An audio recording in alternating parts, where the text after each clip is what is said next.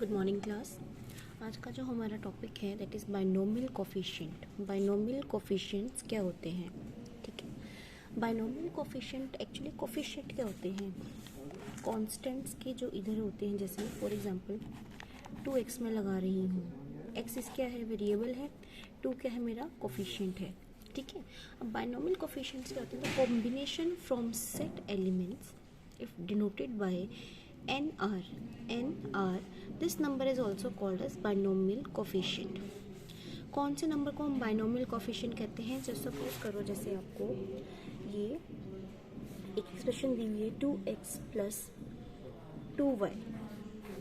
ठीक है, 2x plus 2y, इसकी पावर क्या है 1, इसकी पावर क्या है 1। ठीक है, ये क्या हो गया 2 आपका क्या हो गया बाइनोमियल कोफिशिएंट। बाइनोमियल कोफिशिएंट क्या होते हैं? जो डिग्रीज हमें दी होती हैं उन्हें हम कोफिशिएंट कहते हैं। ठीक है, डिग्रीज अलग अलग भी हो सकती हैं। जैसे फॉर एग्जांपल डिग्रीज, जैसे सपोज करो ये दी हुई है मुझे, ये भी क्या है मेरा binomial coefficient of same degree, जिसमें पावर सेम आती है, जिसमें पावर का जो टर्म होता है, सम होता है, वो सेम होता है। एक एक्सप्रेशन में जब पावर का जो सम होता है वो सेम होता है, उनको हम कहते हैं बाइनोमियल कोफिशिएंट। एक और जैसे एक्सप्रेशन ले लो, जैसे for example x plus Y. ठीक है,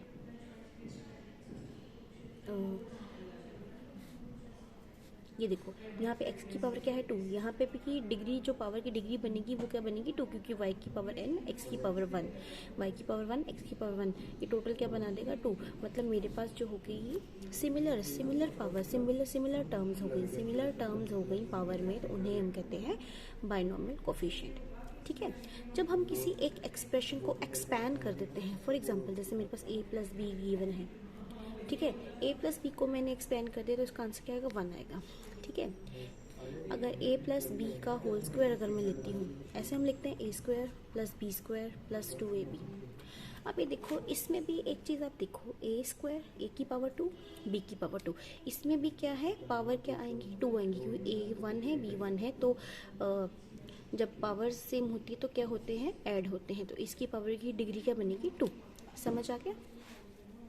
उसी तरह a प्लस बी का होल क्यूब लेना है तो क्या करना है, a cube plus 2ab 2a square B plus 2b square a plus B cube.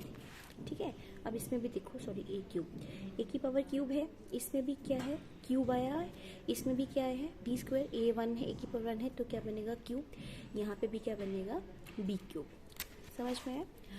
अब जैसे आप एक चीज़ नोट करिए, a प्लस बी का अगर मैं क्यूब कर रही हूँ, होल क्यूब कर रही हूँ, और इसको जब मैं एक्सपैंड कर रही हूँ, इसको हम कहते हैं एक्सपेंशन। किसी भी टर्म को अगर हम एक्सपैंड करते हैं, उसमें भी जो हमारा पावर है, जो मेरा बेस पावर है, जो मेरा बेस जनरल पावर है, वो उसका काउंट सेम आता है, कांस्टेंट रहता है। आप खुद देख लो, a की पावर क्यूब है, यहाँ पे a b मिलके भी क्यूब बना रहे हैं, b स्क्वायर और a मिलके भी क्यूब बना रहे हैं, और b तो है ही क्यूब। ठीक है, मतलब हमने क्या करना है, जब भी एक्सप्रेशन एक्सपैंड होती है उसमें जो पावर होती है वो क्या होती है, कांस्टेंट होती है। कांस्टेंट मतलब सेम ही रहनी चाहिए एक्सप्रेशन को। ठीक है, अब आगे फॉर एग्जांपल जैसे मैं a प्लस बी का अगर होल का 4 कर रही हूँ, तो इसमें क्या होगा a4 प्लस b4। ठीक है, a square plus b square इस तरह से होना चाहिए, b square b cube a इस तरह से होना चाहिए, a क्यूब b इस तरह से। मतलब जितनी भी एक्सप्रेशंस होंगी, जितना भी मुझे टर्म दिया होगा, अगर हम उसको एक्सपैंड करती हूँ तो उसका जो पावर होता है वो सबका, सारी टर्म्स का पावर क्या होना चाहिए, कांस्टेंट होना चाहिए। एक ये चीज़ क्लियर हो गई आप लोगों को? ठीक है, कि पावर का जो टर्म होता है, पावर की जो काउंटिंग होती है, सम होता है, वो क्या होना चाहिए, कांस्टेंट होना चाहिए। एक और चीज़ देखो, जब मैंने a प्लस बी का होल स्क्वायर खोला, मेरे पास टोटल नंबर ऑफ टर्म्स कितनी है 1 2 3। मैंने क्यूब खोला तो मेरे पास कितनी है 1 2 3 4।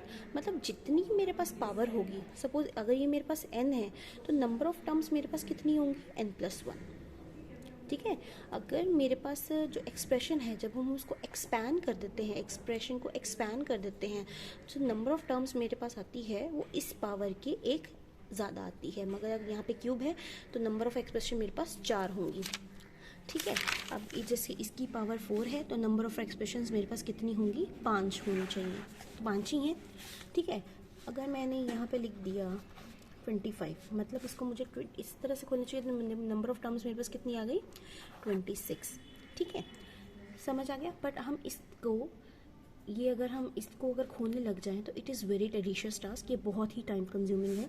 तो हमारे पास में हमने आपको कॉम्बिनेशन का फॉर्मूला बताया था। कॉम्बिनेशन का फॉर्मूला क्या था, NCR। अब बाइनोमियल कोफिशिएंट में हम जो जनरल टर्म होती है हम इसमें एक्सप्रेस करते हैं। बाइनोमियल कोफिशिएंट को जनरली हम किस में रिप्रेजेंट करते हैं, NCR में। ठीक है, for example A + B n का मुझे बाइनोमियल कोफिशिएंट का फॉर्मूला लिखना है, तो मैं कैसे लिखूंगी,